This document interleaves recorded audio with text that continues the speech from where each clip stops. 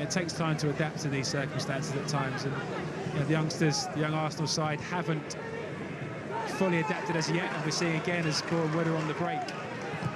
Goya looking again for Smith on the overlap. Really good challenge by Dom Thompson, but it still has worked its way to this right-hand side where Smith is. And Goya providing the overlap this time in towards Samanga. He might fall again. Count towards Murta. Nathan Tormey has tracked that. One back possession for Arsenal. There is an overload on the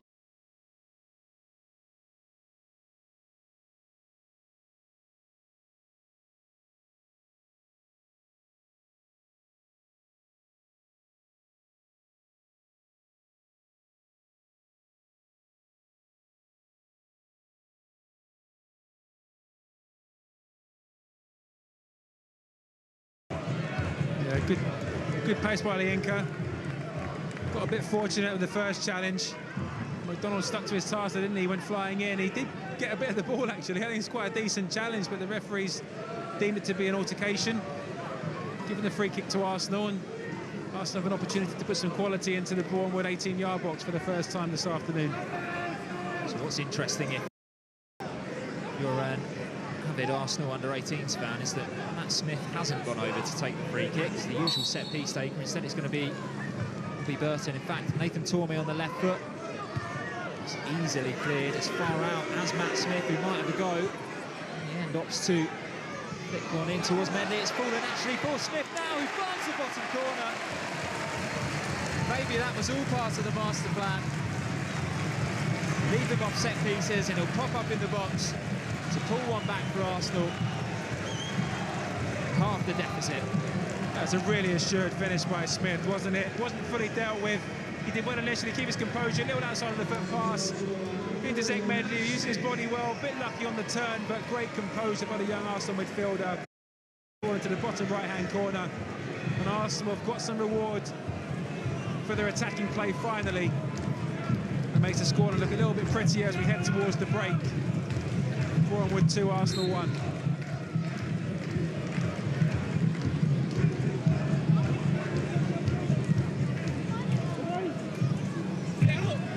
Boreham Wood desperate to get back on the attack. For all of their dominance, they're now just the one goal ahead. Maybe regretting the chances that they've missed. I imagine Luke Garrard will be emphasising that point when they head into half-time.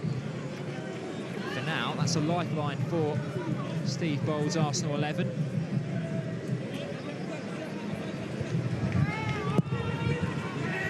Get even better. They can find another one before the break. It's Tormey heading it in towards the path of the goal scorer Smith. Hadar struggles into a rush clearance. And Flo Balogun charging him down. Arsenal seem to have this new lease of life now. They seem to be going for every ball with a bit more urgency. Just hoping that that pendulum of momentum swings in their favour now. The goal's given them a little bit of belief. They've weathered a very challenging storm in his first 40-odd minutes.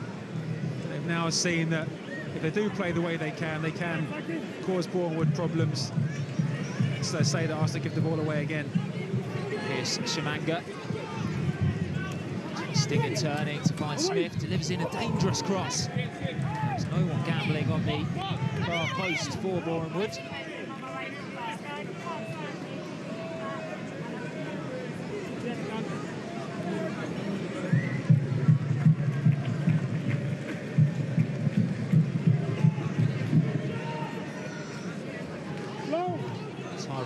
Was one of the players who had thrown his body towards the ball there, just couldn't stretch enough to get on the end of the cross.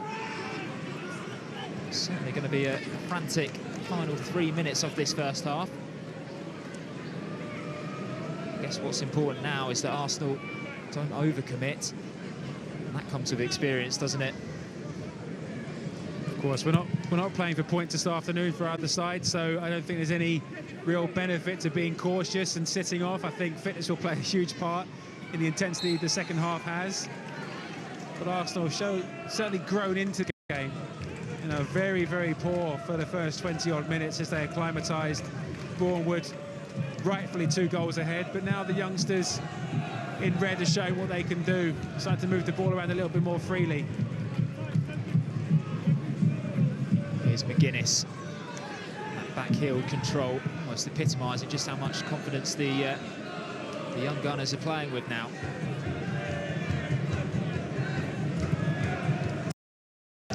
This is more like what we're used to seeing from Arsenal. Retaining a bit of possession at the back, building slowly. In the end, that's given away, and it's Shamanga one-on-one with Guinness. Guinness there with a good shade, but it's deflected into the net. It was McDonald with the left-footed strike. And just as Arsenal looked to have got themselves back into this game, Boreham would increase their advantage yet again. Yeah, stopping from Zach Medley, giving the ball away unopposed. Arsenal do well to deal with it initially, but good challenge by McGuinness. Ball set back to the edge of the box, and McDonald just hit the target. Another deflection en route. You see Zach Medley's bitterly disappointed with his contribution in that move. Just as Arsenal thought they were getting themselves back on track, they concede a 3rd goal of the afternoon. I'm guessing they cannot wait for the half-time whistle to blow to regroup, to see what Steve Bold will be looking to change in order to remedy this performance. Well, it all looked to be going so much in their favour, didn't it, Reece? I know they'd only just pulled one back, but like we said, the amount of confidence they were playing with, and then in the end, just guilty of overplaying it out from the back. So unfortunate as well that Zach Medley, the man who had given it away, ended up being the ball hit last before it went into the goal.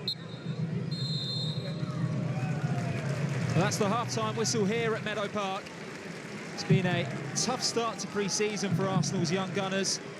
Boreham Wood really made their dominance count. It was Tyrone Marsh who capitalises on poor defending really early on in the game before Mingoya scored the 2nd goal from close range. Matt Smith scored to pull one back for Arsenal with just 5 minutes to go. And then McDonald, almost immediately after, restored the 2-goal advantage. All for Steve Bold's side to do in the second half. At half-time, it's Boreham with 3, Arsenal 1.